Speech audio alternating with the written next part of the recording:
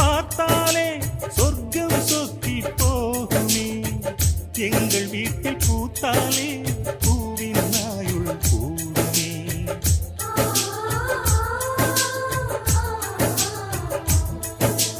இரண்டு கண்கள் என்றாலும் பார்வை என்றும் ஒன்றுதான்.